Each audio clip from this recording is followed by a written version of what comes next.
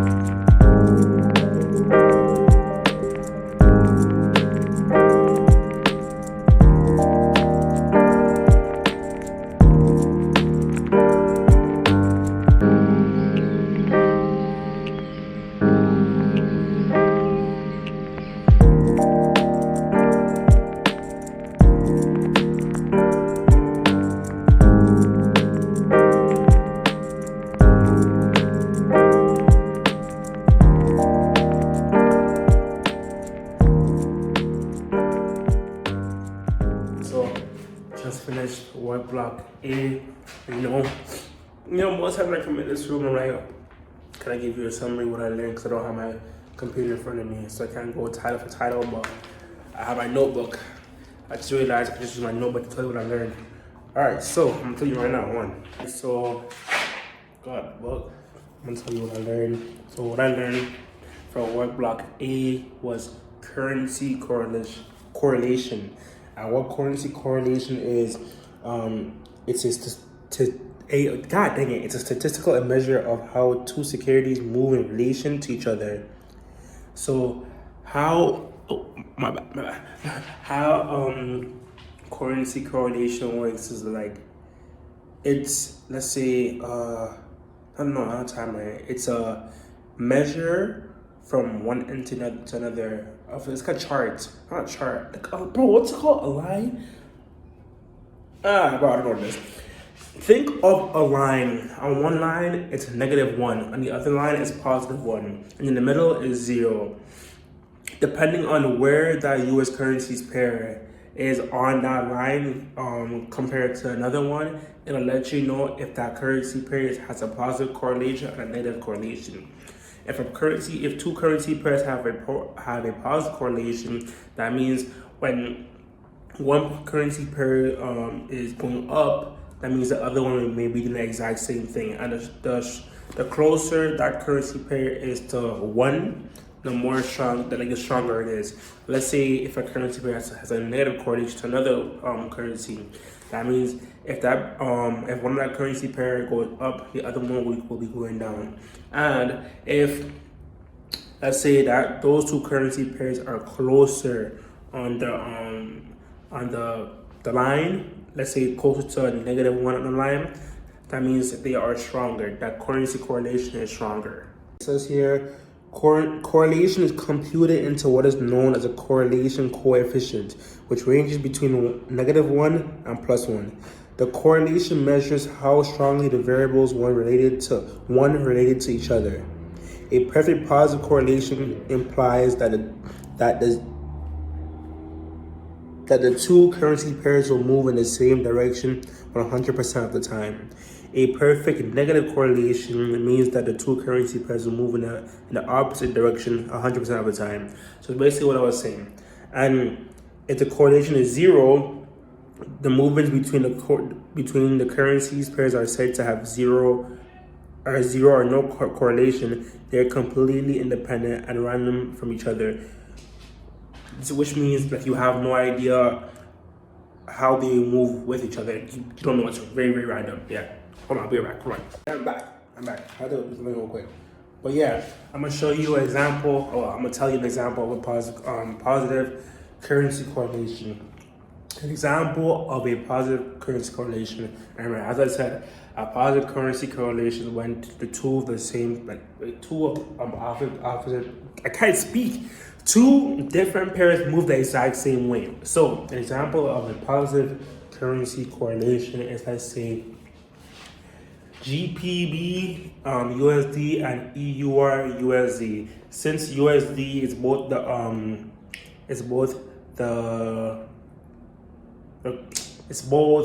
the quote pair of each of those pairs, that means it's a positive currency correlation, because if USD is down, that means both GBP USD and EUR USD will be going up. But if USD is up and stronger than both those currencies, and USD is obviously stronger than both of those currencies, that means GBP USD will be going down and EUR USD will be going down. So that's an example of a positive currency correlation. An example of a negative currency correlation, and as I said before, a negative currency correlation is when two of the same pairs are going the opposite ways of each other. Or two different pairs going the opposite way of each other. So let's say an example of a negative currency correlation is USD JPY. Let's say USD JPY and let's say EUR USD again. If USD JPY is going up, and it's stronger than JPY. That means EUR USD will be going down, and that's a negative currency correlation. And you, as a trader, if you trade multiple different pairs at the same time, you need to know as a trader that you could be putting yourself in more risk, or you keep like basically playing yourself, because let's say you have a long on, let's say USD JPY, but you have a but you also have a long on EUR USD. That's counterproductive, you know. You can't be expecting, let's say, USD JPY to go up, and you also have EUR USD, and you also have EUR USD going on up as well. That makes no sense, because if USD is strong right now, that means EUR USD is going to be going down. So yeah, that's what I learned from that part. Let me just flip the page real quick. Hold on. And although, let's say if you let's say you do EUR USD as a long, and you do GPB USD let's say you do GPB USD as a short, and you also have EUR USD to short as well. Yes, you could make a lot more profits if they both do the exact same thing, but you have to remember, as a trader, you're going to be putting yourself in a lot more risk when it comes to you putting two trades for the same caliber in the market. Because if those two trades go against you, you're going to be losing a lot more than if you only have one position of that trade open. Because you got to realize, if you're doing a long of EUR USD and a long of GBP USD, that's not one position anymore. Now that's two positions. It's basically you having one position, but a larger one, instead of you only having GBP USD. Because it makes, as I said before, it's a positive currency correlation. That means it's moving the exact same way. It's basically the exact same identical trade that you're taking. So it's no longer one position. It's basically two positions that you have open on the exact same trading. So yeah, that's what I learned for work block A. I was supposed to finish work block A a long time ago, like a while ago, bro, like a whole maybe 30-40 minutes ago. But I kept having to get up to go do some things with my mom.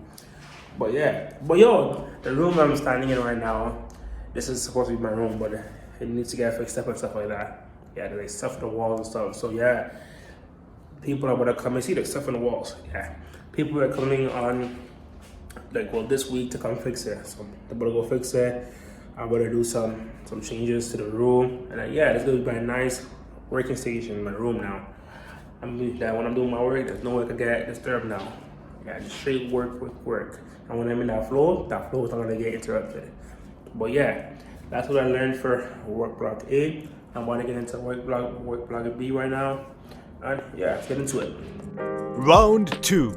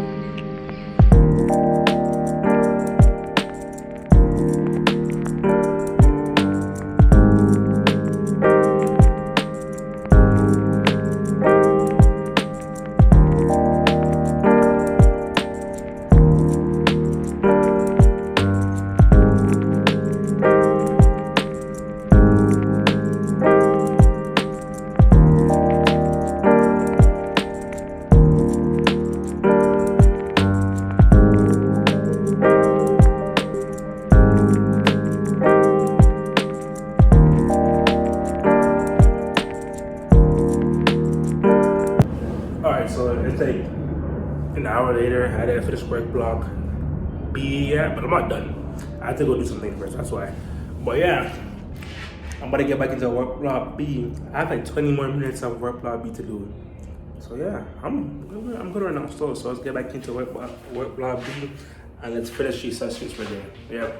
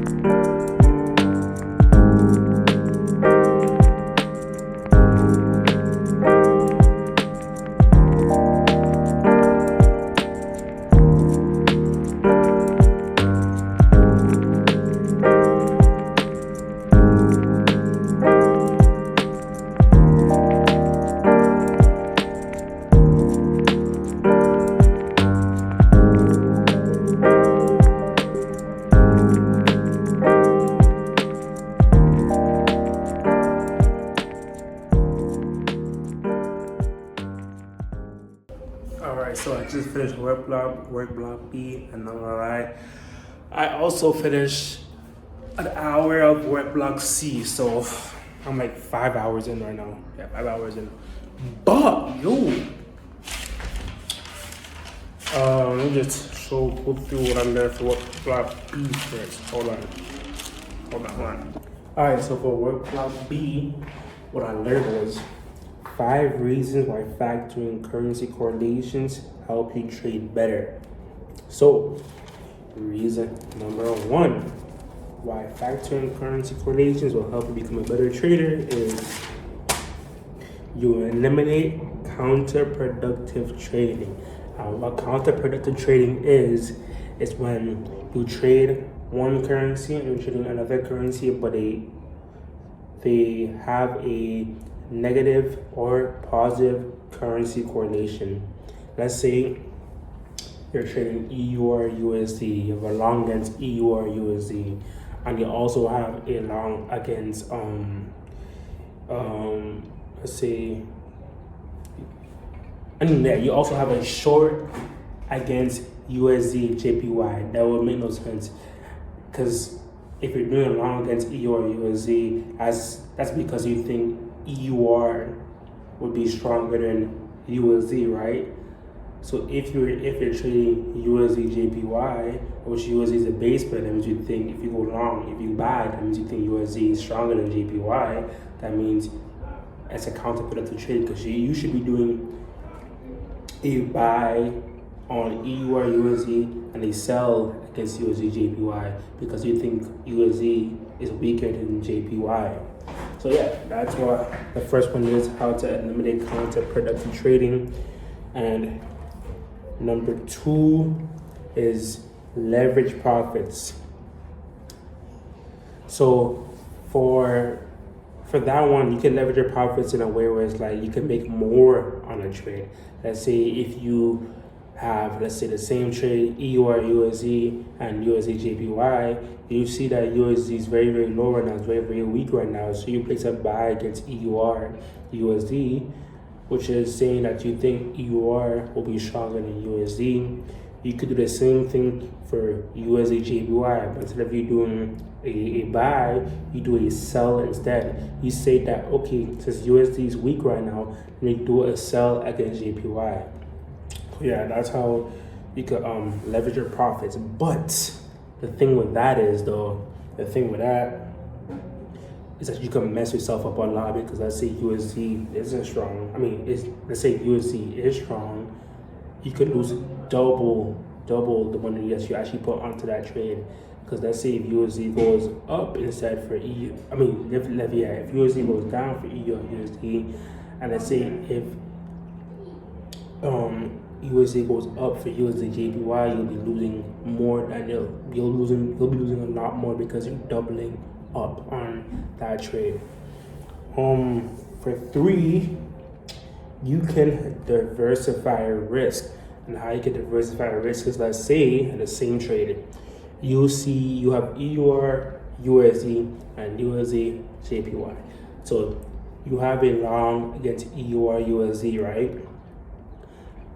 And for some reason, whatever the case is, you made a bad call and that price is actually going down instead of up. Like how you wanted to go up is actually going down.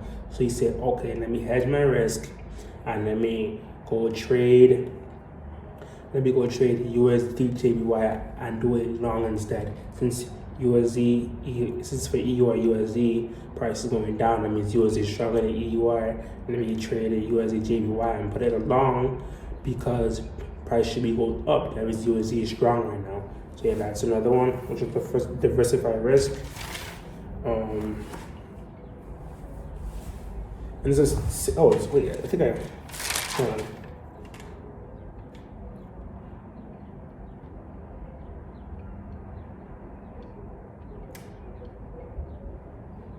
Oh, so that was for number 4, which is hedge risk. I think I just kind of messed it up. That was for hedge risk.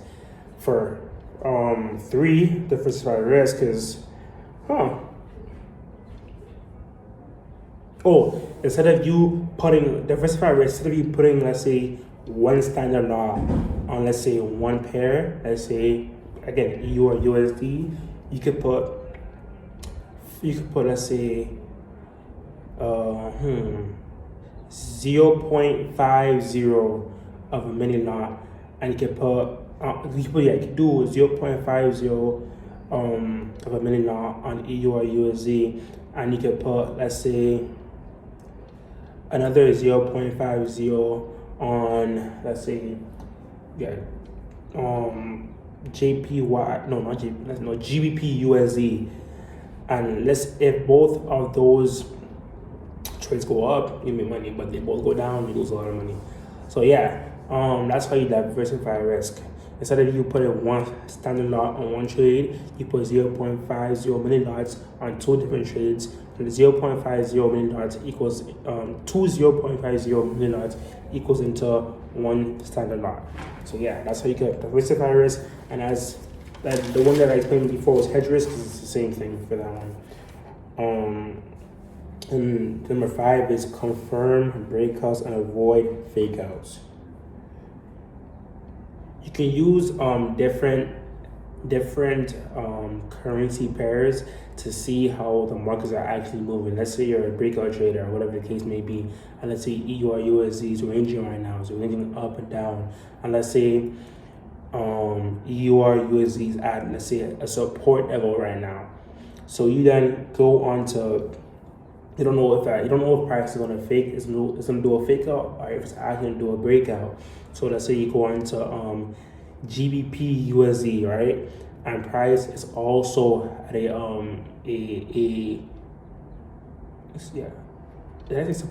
price is also at a support zone. You seeing that, you're saying, okay, that means USD is strong, because USD is strong for both of the pairs. That means price is actually be doing a breakout, and it actually won't be a fake out, because if for EU or USD, price is ranging, and price is at a support level, and you don't know if to take the trade or not, and you go to GBP USD and price doing the exact same thing, that should tell you, okay, this is not a fake out, this is actually going to be a breakout. So yeah. And another thing that I learned was the reason why currency correlations change, because currency correlations, they change often. They're not permanent. They're always changing. For, let's say, for week 1, for month 1, for day 1, whatever. They're always changing. There's no one fixed currency correlation or currency coefficient for every pair. Every pair is actually. So the factors that cause currency correlation is economic factors, geopolitical events, market sentiment, technical factors, and also the time frame. So for economic factors, it could be, let's say, the economic growth of a country. For geopolitical events, it could be like let's say, what's that called again? Voting. For market sentiment, it could be, let's say, speculation or risk appetite. For technical factors, it could be chart patterns, technical levels like resistance and support. And for time frame, It could be short term or long term. Because on short, let's say if you're trading EU or USD again, and for a different pair it has a currency correlation of let's say 1 on a different time frame. You have a currency correlation of let's say like a -1. So yeah, that's what I learned for work block B. And for half of work block C, what I was learning was the 5 deadly O's of trading. What traders do to guarantee their own failure. Not gonna lie, I was learning that. I think one of the parts I was learning was over leveraging. The 5 O's are over leveraging, over trading, overconfidence, over trading, over leveraging, over exposure, and overriding stop losses. Right now, I went through overconfidence, over trading, and over leveraging. I was going through over leveraging, bro, I wasn't understanding the difference between broker leverage, which is the amount of leverage that a broker, like the max amount of leverage that a broker allows, and true leverage, which is the amount that you're controlling relative to the amount that you have in your account. So to calculate true leverage will be, let's say I'm trading one standard lot, which is equals to 100k units of a pair. It would be 100k divided by how much money I have in my account. Let's say if I have a 10k account, it'll be 100 divided by 10. Yeah, 100 divided by 10. So it'd be a 10 to 1 true leverage. And for broker leverage, it'd be a 1 to 10 if I'm using $1,000 to control $100,000. I was learning that, bro, and there's those stuff that I was learning, and ChatGPT was helping me out. It was helping me a lot. But yeah, there was stuff that I learned in the past courses that I understood, but I didn't fully understand. I understood let's say 70-75%. But I was getting examples, and I was kind of talking back to ChatGPT as if it's like my mentor or whatever. And I was understanding a lot, but it was really, really good still, really good. But yeah, I was understanding the difference between true leverage and broker leverage, and how you could have how a stop loss is equal to the amount you risk per trade. Because I was thinking that, because Baby Pips was telling me that you should never go over a 10 to 1 true leverage when you're trading. You should never ever, for all open positions combined, it should never be over 10% of your actual account size. I'm like, wait, what? Because isn't that bad risk management? And then I was talking to ChatGPT, and ChatGPT was telling me that if I was thinking that my margin also counts money I'm putting against risk. So if I have, let's say, a $200 margin, but I have, let's say, $50 for my stop loss, doesn't that mean my risk is, let's say, $250? But no, I was messing it up. So since you're getting your margin back, of course, and your margin doesn't count. The only thing that counts, let's say, you see when traders say they're doing 2% per risk for each trade, it's actually a stop loss. It's not the margin, it's a stop loss. So let's say if you have a 100k account, or 100k account, and your stop loss is 2%, or you're trading or you're risking 2% on that trade, that means you're using 2,000 of your 100k, which is 2% of your account, and you're risking 2% of your account, which is $2,000 of your actual account. So yeah, that's what I was learning for half of work block C. It's overconfidence. Let me go into overconfidence real quick. So for overconfidence isn't simply the feeling that you can handle anything. Overconfidence is characterized by an inflated belief in one's own trading skills. Example, let's say you're on the markets or whatever, and you think, okay, I'm such a good trader, this and that, I'm gonna take any trade and it's gonna go my way, I'm never gonna lose. That's how you lose. Because most traders, most professional traders, they go into the market thinking that, okay, there's a potential that this trade may win. There's also a potential that this trade may lose. And also, being overconfident will numb your learning. because you'll think that, okay, I'm right, I'm never wrong, no one can ever teach me anything, whatever the case may be. But not being overconfident and actually being confident instead, if someone comes to you and says, okay, you're doing this wrong, or whatever the case may be, is you'll be willing to actually learn and actually change your ways, whatever the case is. And you wouldn't be going into the market with your like just you'll be going into the market actually thinking first, okay, this is what I'm gonna do, because you've had hours of back testing. You had hours of knowing how, let's say, your trade is supposed to look, how it's supposed to show out, how it's supposed to look on the charts. You have hours of it, so that's confidence. That's confidence. You know, you don't want to be overconfident when it comes to trading, because you'll be humbled very quickly. And yeah, that's one of the things that I learned for work block C. Another thing is, where is it? Over trading, and this includes revenge trading. So for over trading, it's, let's say, you with your trading plan, you're only supposed to take like trades that are A+ setups. But instead of you seeing a trade as an A+ setup, and let's say, for whatever reason, maybe it's a bad call, whatever it is, that trade loses, you think, nah, I don't like that. I want my money back, this and that. And remember that you'll only have this feeling if you're sticking to your trading plan. Let's say your trading plan says only risk 1% of your account. Why would you be getting mad over you losing that one trade? Because you gotta realize, losing a trade is inevitable. If you're following your trading plan, there's no reason that you should be getting mad over you losing that trade. That means you're getting mad because you over leverage, or you use too much money on that trade. Let's say you should be using 1% of your account to risk, you're using 10%. So of course you're gonna want to make that money back, you know. But if it's 1%, you know, it's okay. It happens, you know. But yeah, for over trading is when you lose. If you lose a trade and you think, nah, I gotta get my money back, so you double up or whatever. You say, no, I'm gonna be using let's say, if you use 1% on that trade, I'm not gonna be using 1% no more. I'm gonna be using 2% to get my money back. And then you lose that, and you keep trading to get all that money back. So yeah, don't do that. That's what over trading is. That's what revenge trading is. You shouldn't be doing multiple trades a day when for your trading plan you say you're only going to be using or doing 2 trades per day. You shouldn't be trading 5, 6, or even 10 trades per day. That's over trading. You're gonna be losing more than you win, and your account balance will be dropping a lot faster than actually going up.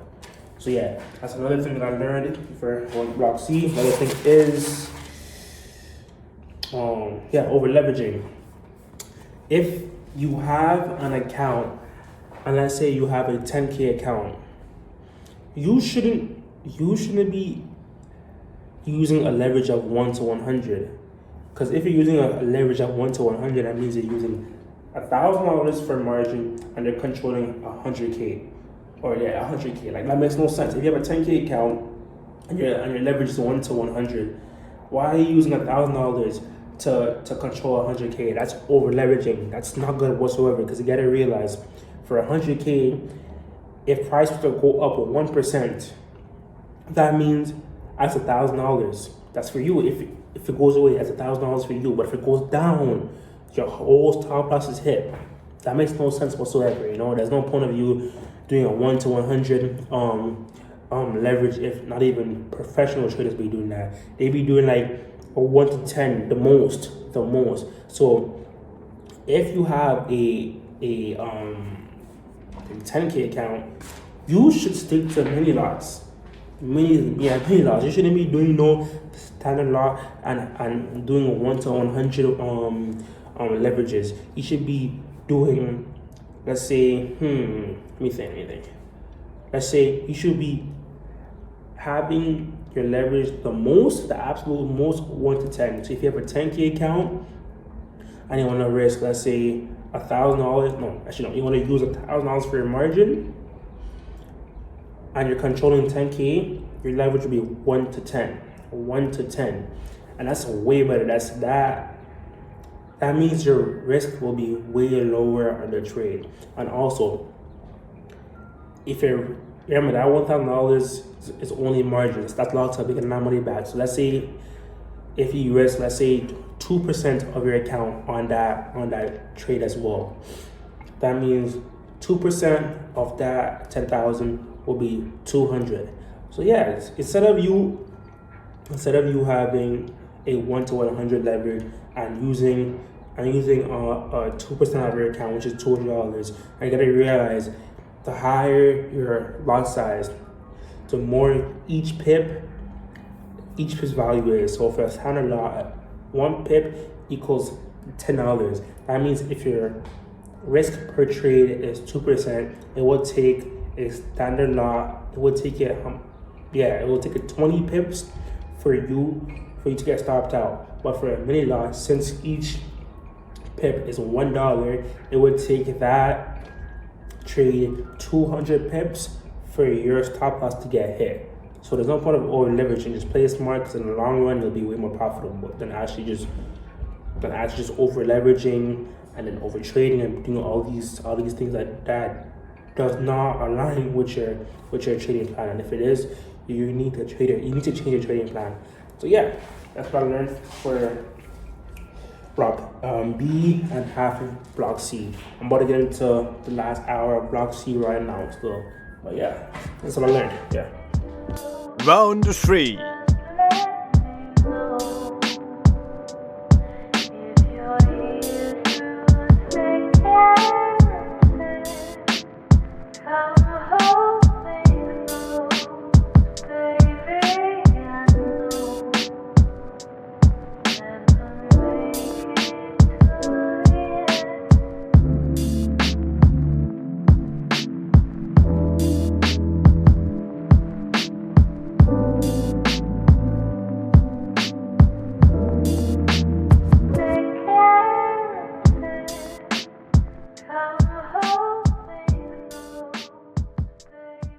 Alright, so I'm not done with what block C yet. The other part of it, I just realized that I made a mistake when I was explaining diversifying risk. So diversifying risk. Before I said that diversifying risk was, let's say, putting a long order on EUR USD and a long order on GBP USD, but yeah. Hold on.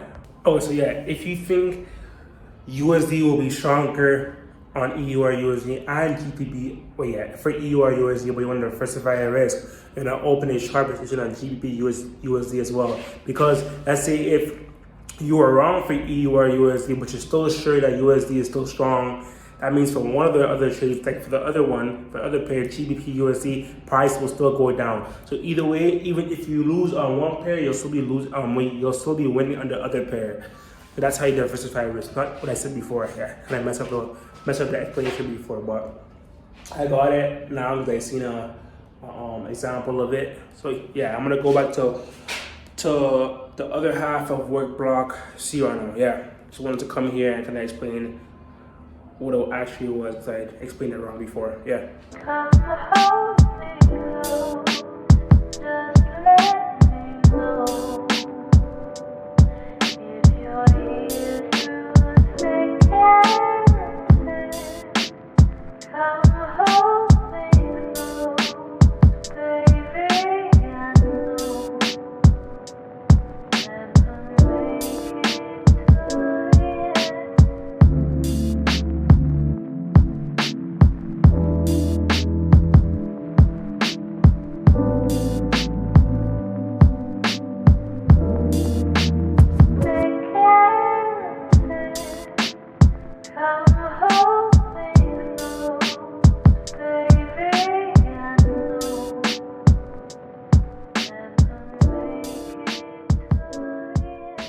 Alright, so I just finished work block C.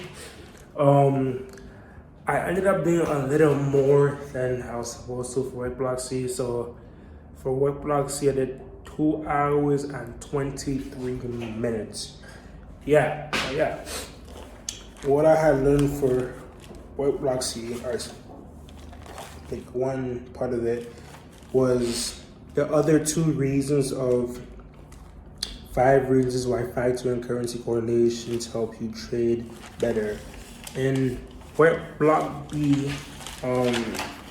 the first 3 was what was it? The first 3 was what was it? Damn.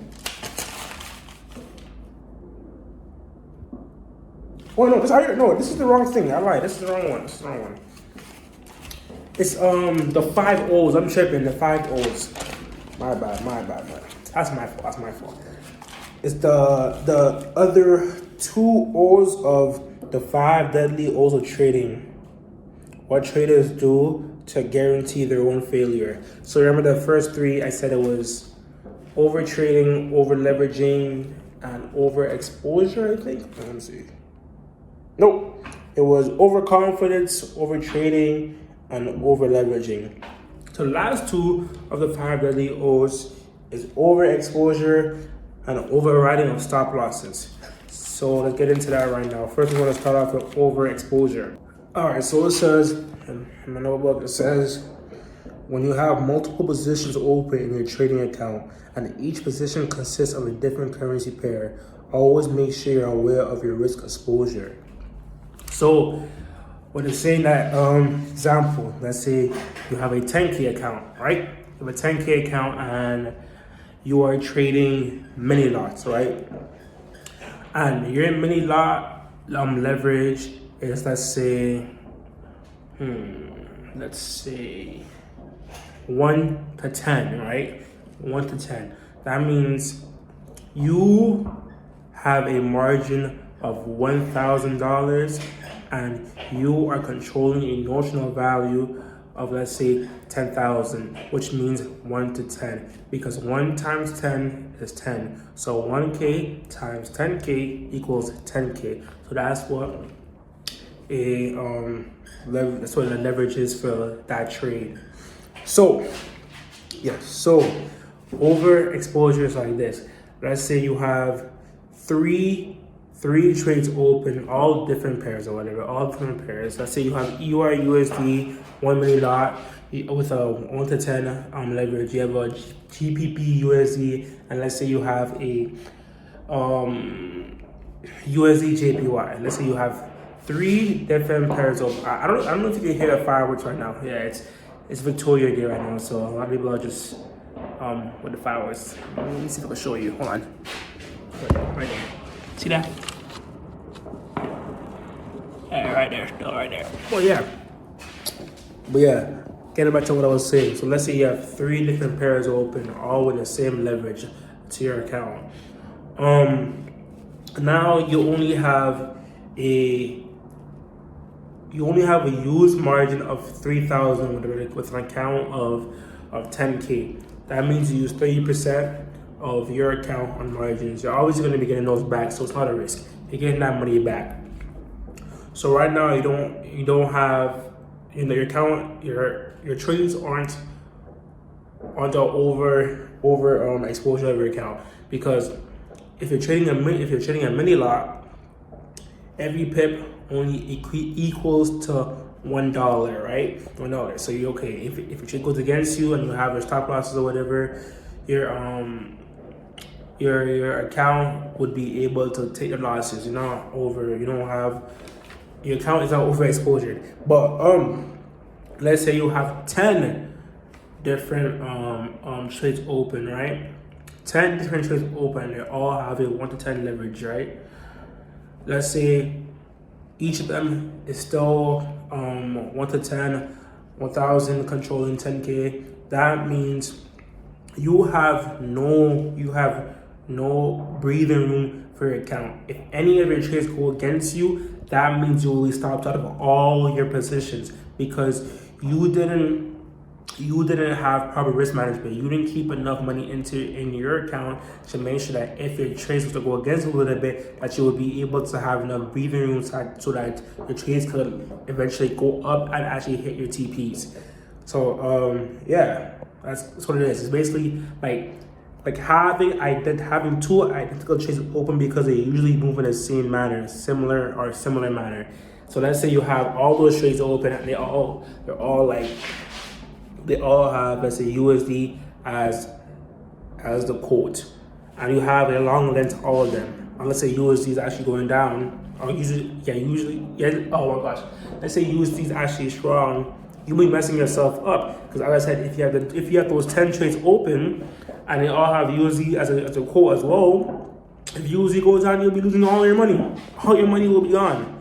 So yeah, that's basically it. Yeah. So net overexposure is having multiple trades of the exact same thing open. The example is, let's say you have AD USD and you have NT USD and you have a long against all of them, against both of them. That's overexposure. It's basically having two of the exact same trades open. But it's also what I said before. It's the same. It's just different concepts. But a concept that the Vegas was telling me was showing me just now, is that having two of the the exact same identical trades open is a sign of overexposure. Yeah. So I'm gonna get into the next thing right now, which is overriding stop losses. Overriding stop losses is something that a lot of new traders do. And there's a main reason most new traders fail and they blow their accounts, because they keep overriding their stop losses, or what that means is they keep moving their stop losses. The whole point of having a stop loss is to minimize your risk. If you move your stop loss, you're messing yourself up by so much, because you are increasing the amount of risk that you are exposing yourself to in the market. Example, my hand hurts. I need somewhere to put this. Hold on, let's see if I can find somewhere to put it.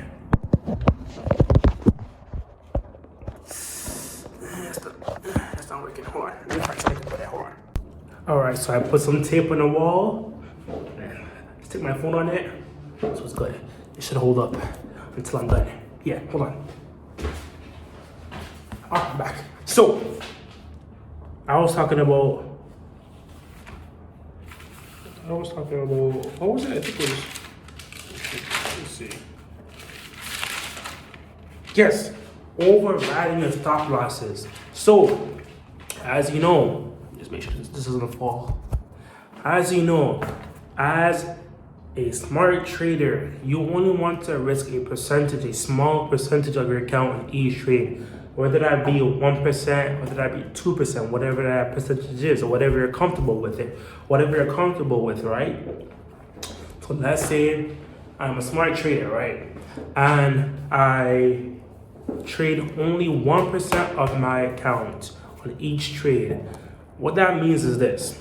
Let's say I have a trade, right? Let's say my account is 10,000, right? 10,000. And I want to only trade 1% of my account in each trade. 1% of 10,000 equals 100, right?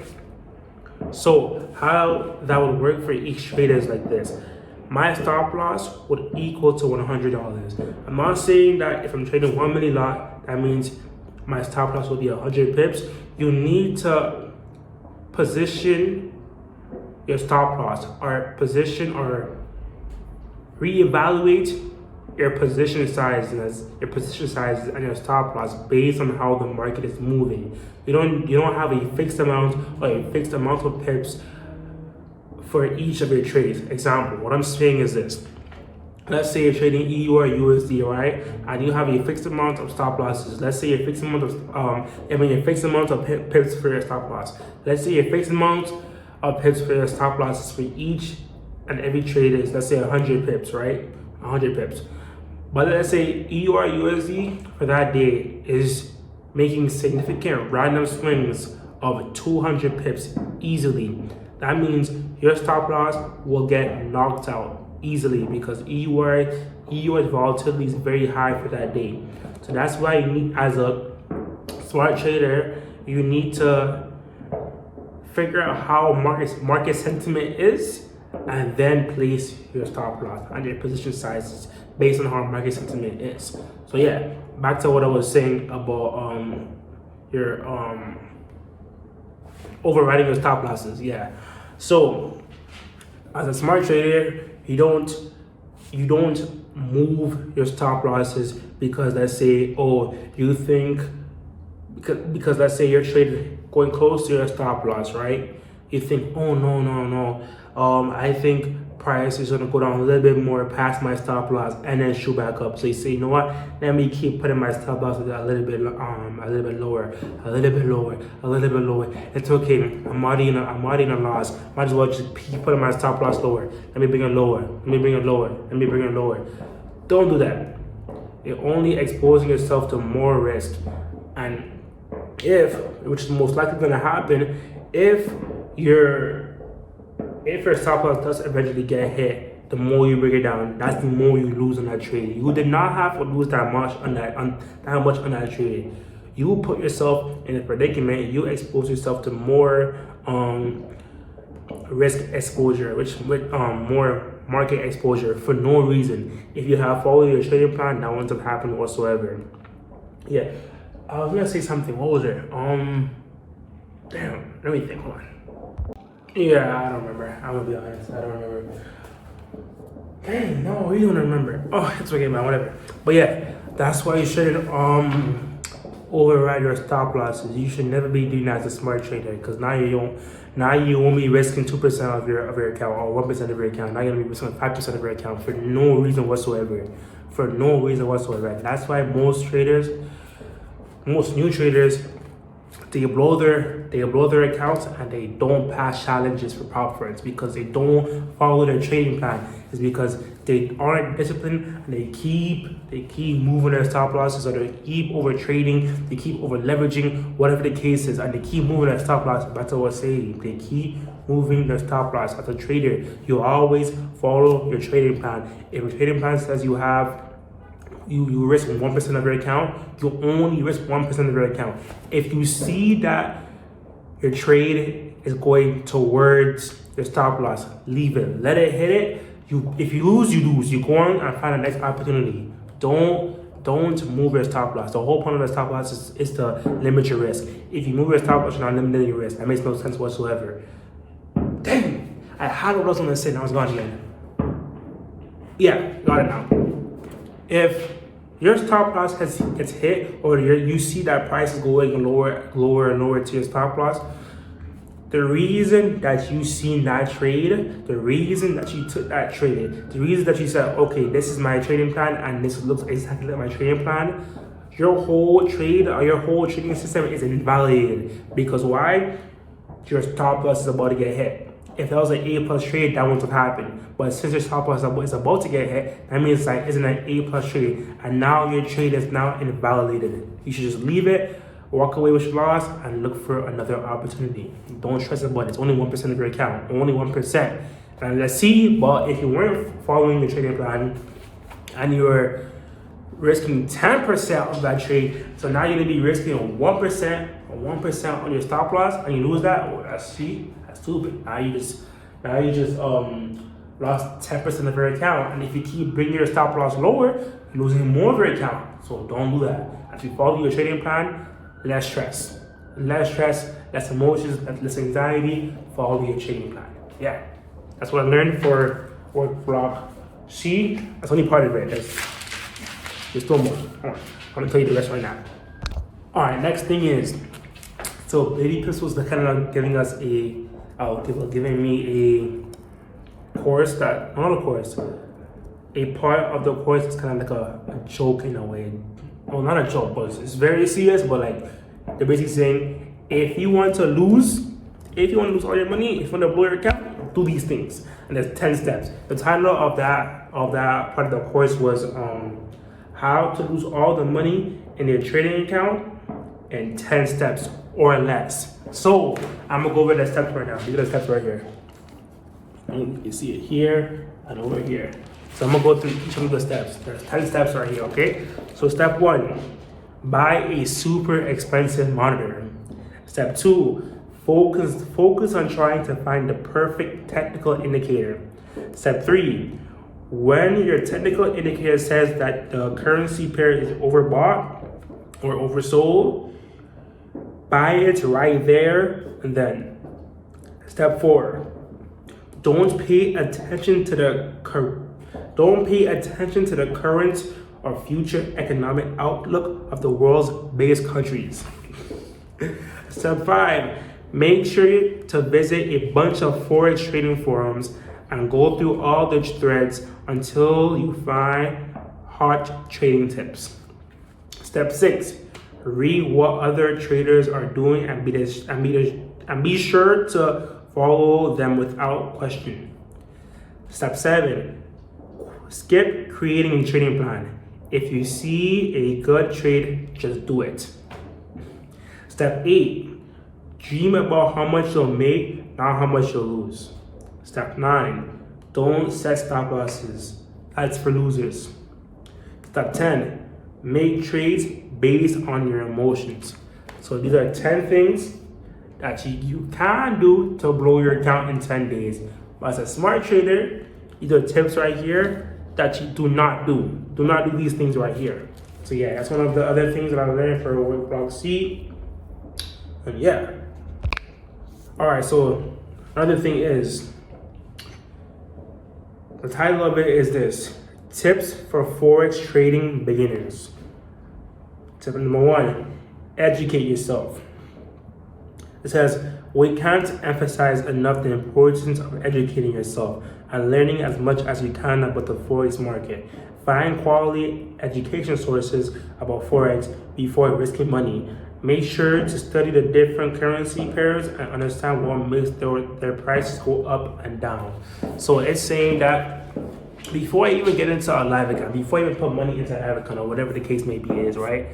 Before I even risk any money, I need to understand why the market moves the way it moves, why different currencies move the way they do, whether that be economic factors, political factors, geopolitical factors, whatever the case is. I need to figure out why these pairs move the way they do so I can be as smart of a trader that I can possibly be. I need to educate myself. I need to find myself a mentor. I need to read whatever the case is. I need to go through baby pips and yeah, things like that. That's what it's basically saying. Just educate yourself. Yeah. Next thing is, create a plan and stick to the plan. That's basically what I was kind of saying before in the other explanation. If you have a trading plan, your trading plan is for you to go into the market with your head on your shoulders, knowing exactly what I'm looking for, exactly what to do, what not to do, what I'm looking for, this and this and that. There's obviously other things. Your trading plan allows you to go into the market without any stress, without any emotions. You know exactly what you're going there for, and if you don't see what you're going there for, then you shouldn't be taking a trade. That's exactly what a trading plan is for. Next is practice. So it's basically saying back test. The more you go and practice, the more you go into the markets to see how your trade is supposed to look, how it's supposed to form, the better a trader you are. You don't want to open a live account without demo trading, without back testing, without having a trading plan, without seeing how all of these things correlate with each other. You want to go into the market with a live account confident, knowing that you have hours and hours and trades and multiple trades of you just back testing, or you in a demo account practicing with, of course, no money because it's a demo account. You're practicing just to see how your trade forms, how it works, and things of that nature. Because the more you see your trade form, the exact trade that you're looking for, the more that your brain will be accustomed to seeing it. So even when you get into the live market, the brain is so accustomed to seeing that because you've seen it so much time by backtesting, so much times by practicing, that it'll be so a lot of fireworks. Yeah, it'll be so easy for you to spot a trade because you have so much hours and so much evidence to yourself and so much confidence that you know what you're doing because you practice it and because you practice for so long before getting into the markets. Yeah. Next thing is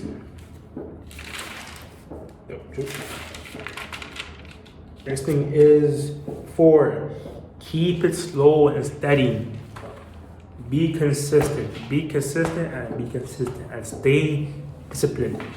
Forex isn't a market where you get rich overnight. Well, you can, but that's not happening. That's not happening. So, as a regular trader, especially as a beginner trader, you're not going to the market knowing what's happening. You know, as I said before, practice. You want to go to the market knowing what's happening. Keep it slow and keep it steady. Just the first time you get into the market, you may lose. You may lose multiple times, but that doesn't mean you overtrade and you over leverage and you do all these things that you're not supposed to be doing. It's never easy. It's not easy whatsoever. No person can come into the market and say, "Oh, it's my first time. I'm gonna win every single trade." That's not how it works. That's not how you become a successful trader. And you gotta remember, 90% of traders lose. They lose all their money. They blow their account. 90% of traders don't become successful in trading, and I want to become successful in trading. That's why I'm going through this. That's something hours of just learning the fundamentals and doing the things that are boring and are very tedious, because I know in the long run they'll help me so much. Example: most traders, they go into the market not even knowing what leverage is, not even knowing what margin is, not understanding what true leverage is, not understanding any of these things, and just go into the market thinking that, oh, I'm gonna make a quick buck and just leave, just be rich or whatever the case is, and then they blow their accounts and they don't understand why. So even before I was starting to learn, I'm like, you know what, I want to get into. Let me just, I'm like, let me just understand. Jeez. There's so much fireworks, I won't lie. I'm like, let me just understand the fundamentals first. So when I understand the fundamentals, it'll be easier for me to learn anything else. It'll be just come like second nature to me, because I already know the fundamentals. I already know how leverage works, position sizing, all these things. So yeah, I don't really care for the long term. My bad. I don't care about the short term. I don't care about making a quick buck. I'd rather me lose money now while learning, and then like in 3-4 years I'm making like 40-50K a month. Because I just went through the fundamentals first and understanding what I'm doing wrong and what I'm doing right. So yeah, that's what it kind of means of keep it slow and steady. Because you gotta realize, I'm giving you an analogy. Slow and steady wins the race. You're going up a mountain, right? I think I said this in one of the past videos. You're going up a mountain and then pushing this boulder behind your back like this. You're going up a mountain, you're pushing this boulder up the mountain, right? You don't know where the end is because the boulder is so big. You just keep going. You keep staying consistent. You keep staying disciplined. You keep going every single day. Although it's hard, you keep going every single day. And then after so many days, after so many years or whatever, the boulder just rolls down. And you don't know why. And then you look back and you see, oh wow, you've reached the top of the mountain, and then the boulder just rolling down. So I feel like that's how it is with trading. The first year or so, maybe even 2 years, that boulder is so heavy, it's just so exhausting, so tiring to just go up that big mountain with a boulder. It's so hard. But after all those upsets, maybe the boulder falls back down a little bit, and you have to catch it, and that brings yourself back up to where you initially were before it fell back down. It's the same thing as trading. All the times you fall, all the times the boulder falls back down to get it back up. All those things are just lessons. The lessons build up on top of each other. Now your confidence is higher, because now you know, okay, this is how the boulder fell before. I'm not gonna make it fall with that again. So just keep going up and up and up and up and up. And then once you understand everything, the boulder just falls back down. It's the same thing with trading.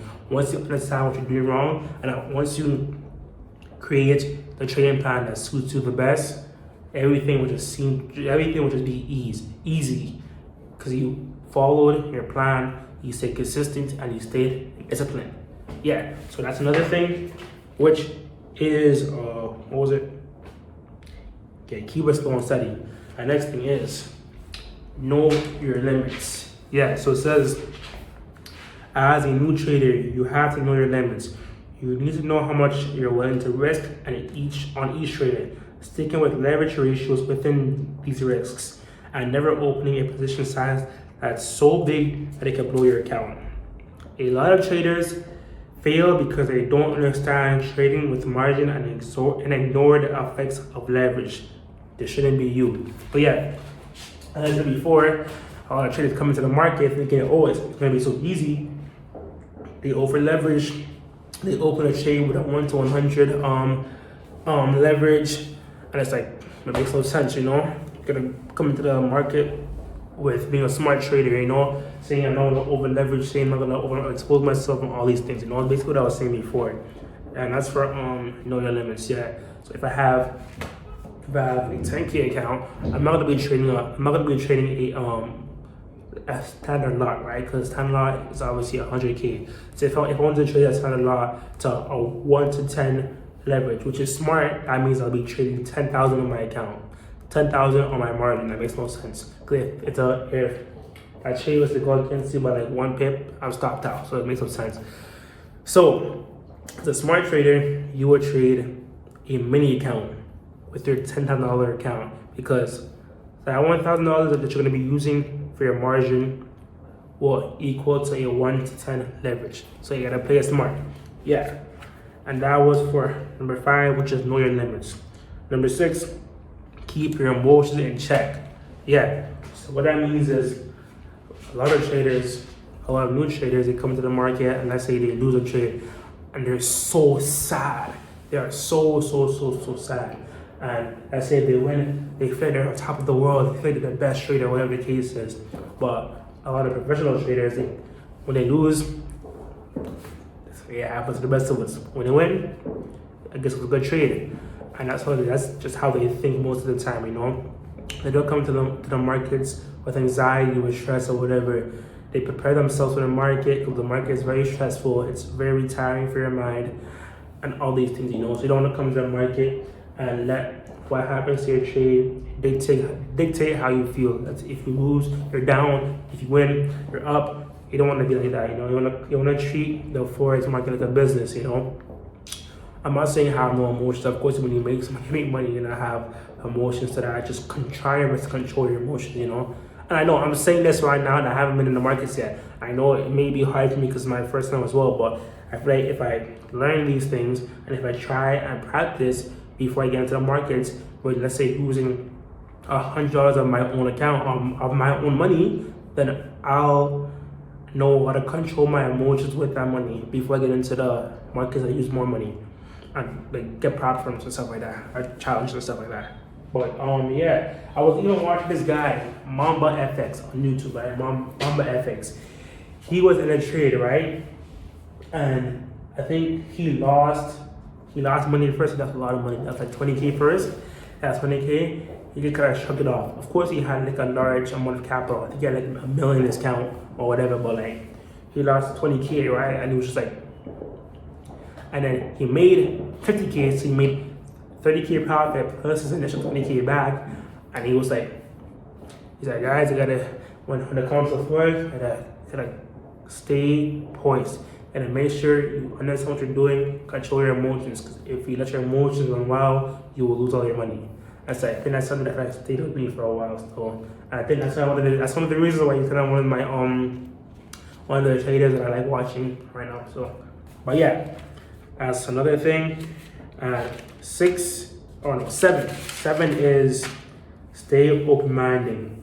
Stay open-minded. It says, while having discipline is a very important trait for a trader, you also have to be wary that if you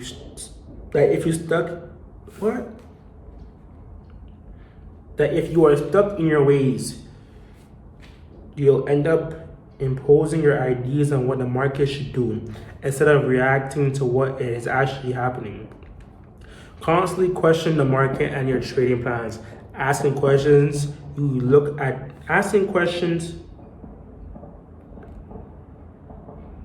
allows you to, I thought that I did allow, that's why. Asking questions allows you to look at different perspectives on the market that initially you may not be aware that you may not be aware of. This practice will make you think of other potential scenarios that may emerge and enable you to become a better listener of the markets, rather than an opposer of your own thoughts and views that in reality may not mean anything to the market. So yeah, when it comes to the market and you see, okay, market sentiment is going down right now. Of course, you see market sentiment is going down, but let's say you're looking at that on like the 1 hour chart or whatever. Oh no, let's say you're looking at that at the 15-minute chart, because that's what you're trading. if you're a smart trader, you could look at that at the broader standpoint of the market. So instead of you looking at it only on the 15-minute market, look at it on the hour market. See what price is doing on the hour market, and then you can see, okay, this is what it's actually doing, or whatever the case may be is. But yeah, kind of looking at the market with an open mind, see what it's actually doing. Just because you see it's doing one thing on the 15-minute market doesn't mean it's actually doing that. It may just be having a small retracement, you know. So see what the overall market sentiment of the market is before you decide on your trade. Always question what the market is actually doing before you get into the trade. Always question your trading plan. I'm not saying, oh, my trading plan says I should do 1%, but decide I'm gonna do 10%. Don't do that. Don't do that at all, you know. But yeah, that's what number 7 is. Stay open-minded. But yeah, that is what I learned for Work Block C, and that concludes day 1, which is Monday, of the 6-hour work week that I'm planning to do for this week. Remember, as I said before, I'm planning and I'm working my way up to doing 9 hours a day. So this day is basically, let's say, day 6, because I'm doing 6 hours, or trying to do 6 hours per day. So yeah, that's that. I was supposed to finish a long time ago, but like a lot of like my nieces and stuff, they came over today, and I was very loud in my house, and I had to go do stuff with my mom and all that type of stuff. So yeah, bro, I started at 6:45 in the morning. It's like, what time is it? It's like, bro, it's nighttime. It's dark outside. I should have been done like 12:15, bro. Like, I think 1:15. I don't remember, bro. I should have been done before 3 o'clock for sure. Before 3 o'clock, but now I'm done at nighttime. So yeah, but once I get this room though, I'm gonna renovate a little bit and then kind of paint it and stuff like that. I'm gonna show you guys that when it's done or whatever. But yeah, when I paint it, I'm gonna have just total solace, bro. I could just come in here, work without being disturbed or whatever, bro. That's gonna be very, very, very, very nice. I know my work sessions are gonna go from here to like here, bro, very, very quickly, bro. Cause when I'm in that flow, I'm not gonna get disturbed, because when I'm outside in the living room, that's what my setup is right now. Outside in the living room, anyone could just come back and bother me. I'll be loud or whatever. And yeah, it's done. But yeah, that concludes day 19, I think. Yeah, I think day 19. But yeah, I'm gonna see you guys for day 20, which is tomorrow, Tuesday. And yeah, good day.